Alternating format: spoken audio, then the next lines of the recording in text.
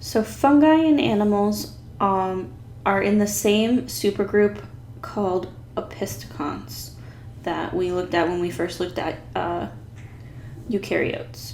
So the DNA evidence suggests that this is a monophyletic clade and that fungi and animal both diverged from some sort of unicellular flagellated ancestor.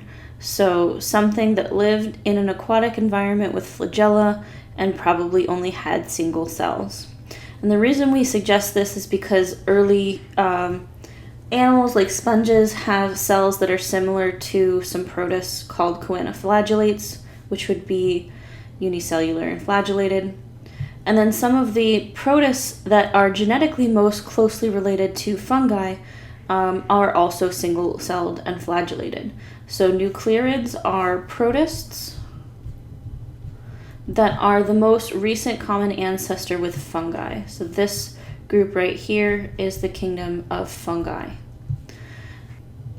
We think that fungus and animals diverged back here about 1.5 billion years ago, and since then the fungal line has been growing in different environments than animals. So fungus probably came from a single-celled organism that had a flagella. So if it was a cell and it had a single flagella or multiple flagella. Most fungi do not have flagella, but the group of fungi that do are called chytrids. So we believe that the group of fungi that we consider chytrids actually branched off first because they're the most similar to the nuclearids, and then the other clades of fungi branched off after that. So why did fungi lose their flagella? We believe that losing the flagella would coincide with the movement of fungus onto land. So we believe that fungi were one of the first colonizers of land, so one of the first types of organisms to go from an aquatic environment to living on terrestrial environments. And we believe this because of the early associations with plants. So plants would have been one of the first things to come on land as well. And if I ask you how a plant gets its nutrients, you would probably answer, well, through its roots, right? But early plants, the first plants that we think lived on land, didn't have roots. They didn't have vascular tissue in order to pull water out of the ground. So it would have been beneficial to form a mycorrhizal formation with a fungus.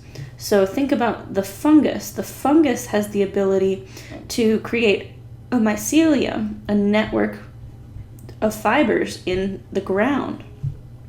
And that allows for a large surface area to volume ratio, which is going to be very efficient for nutrient absorption. So if the first plants on land were able to form an association with the fungus that were either just there or were just starting to move on land too, they would have found this intense mutualistic relationship. And we have found that there is a genetic component that allows plants to form mycorrhizae called the SIM genes, SIM like symbiotic. And so organisms like plants that do not have SIM are not able to form mycorrhizae.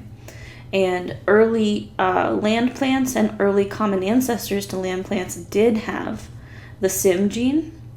And there have been lab experiments that have been done where we take plants that do not have SIM and modify them so that they do have the SIM gene, and then those plants are able to form mycorrhizae with fungus. So it looks like it's a mutualistic relationship that dates all the way back to when plants and fungus first moved from water to land.